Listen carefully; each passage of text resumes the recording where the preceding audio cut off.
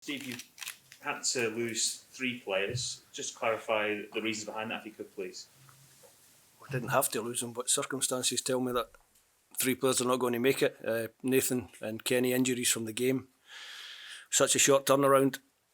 Difficult to get them back in time for this one, so they don't travel. And unfortunately, Ryan Fraser picked up a knock in training, which again with a short turnaround just means that there's no point in taking him because he wouldn't be ready for the game. So losing 3. But I did say after the game the other night, and I wasn't making it up, I had 7 or 8 doubts. So losing 3 means that I've got 4 or 5 that have made it. You called it 1 addition. Were you tempted to bring in more, or is that difficult to do at the 11th hour for the final game, given everything? It's almost impossible to do with the turnaround and the schedule for testing. It's difficult. Paul's not the first one that we've tried to call up over the course of the camp. We've tried other players, but Paul's the first one we've managed to get in, so we're grateful for that. We're grateful for Paul for making himself available for testing very late last night to jump through the hoops and make sure that he's part of the squad. So it's good to have him on board as a good backup to the team. The ones you tried to get and not got, has that been down to lack of cooperation from the clubs? No, just circumstances. And it's not. Listen, it's not a big story. It's very difficult to get them turned around quickly with the COVID stipulations, and obviously there's other bits and pieces going on in the world, injuries, illnesses. So, like I say, we managed to get Paul in, so that's good. Football managers don't like to look too far ahead or get too focused on individual games, but in your eyes, how pivotal is this match against Austria now?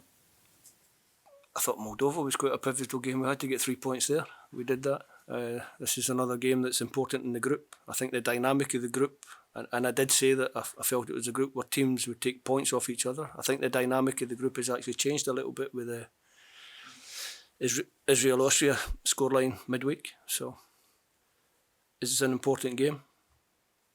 Every game's important. I think when you represent your country, especially in qualifiers, every game's important because every point can be important towards the end. I don't know what the points total will be now. You look at it and you've got so many combinations and so many thoughts in your head and so many results that can go one way or the other that it's better just to concentrate on the game, look for a good performance and get the result that we can get. Karl said to us he thinks it's a must-not-lose game tomorrow. Would you go along with that assessment?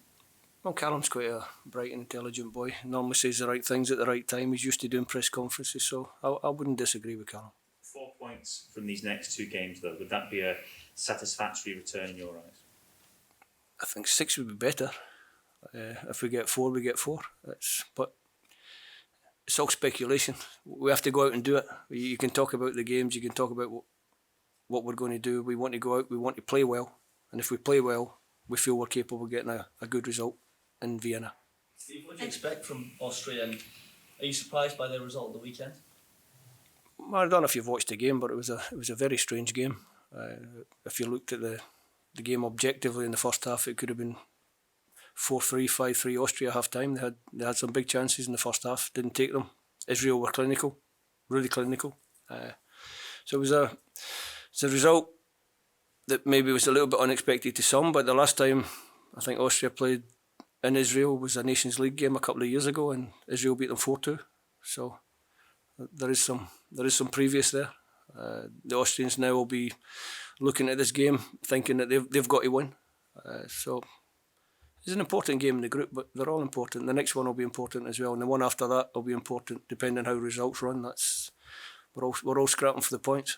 Reports from the Austrian media that their manager Frankfurter is under pressure. Do you expect them to be weaker, to play like a team under pressure, or do you think they'll be trying to bounce back as a game that they must win as well? I think they're a very good team. They showed that in the Euros.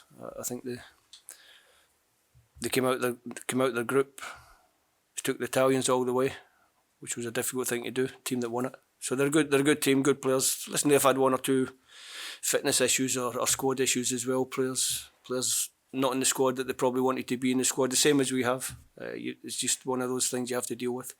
We'll go there, it'll be a tough game. It'll be a tough game for us and it'll be a tough game for them. Any kind of positive result that would set up a right cracker against Israel at Hampton, wouldn't it? Is that the main aim for everyone? You're jumping to October already. I'm just focusing on this one. We want to play well. I've got a really good squad of players. We're all determined to do as well as we can, but maybe the time for talking's gone. It's time to get the results. So good performance, good result. That's my only focus. I know you've spoken a lot about this schedule and the tight turnaround. How difficult has that been in practice just to work with the players on the training ground? Probably over the course of the days, we did a walkthrough before the Denmark game. Obviously, a lot of disruption before that one was difficult. We did a 10-minute walkthrough before we played Moldova. This morning we did 5 minutes because you don't have the time. You just don't have the time to work on the training pitch. Your players have to recover. You ask any professional player and they'll tell you that 48 hours after a game is the day they feel most tired. So today they feel most tired. Tomorrow, after another 24, 28 hours before we get to kick-off, they'll be fine. But we have to recover them properly. So it's very difficult to get any time on the training pitch, never mind quality time. Is that then helpful that you've had pretty much the same squad for quite a long time and the players all know the rules? It's one of the reasons why we try to get continuity within the group.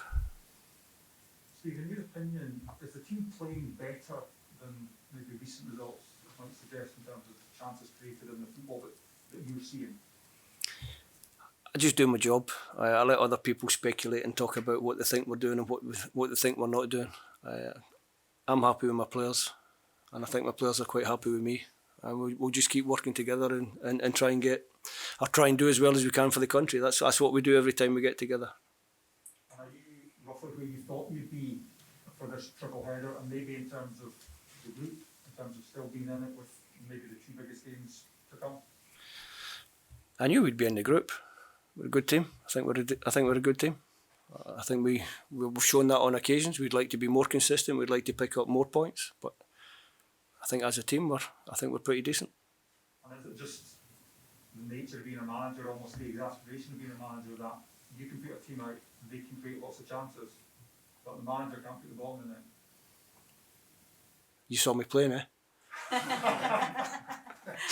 10 goals in 421 games wasn't a great return.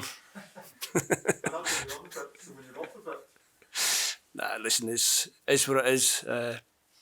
Sometimes you'll score goals with the chances. If the games are tight, players can tighten up. I think it's more mental than actually technical. You watch them out there on the training pitch, no crowd, no pressure.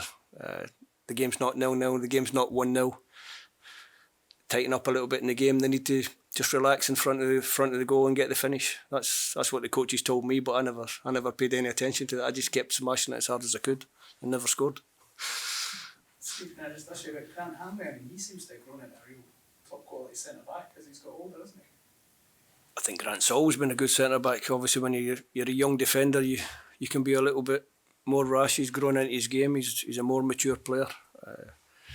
I've always liked Grant as a player. Even as a youngster, you could see the qualities he had. You knew he would develop as he got more experience and become better and better.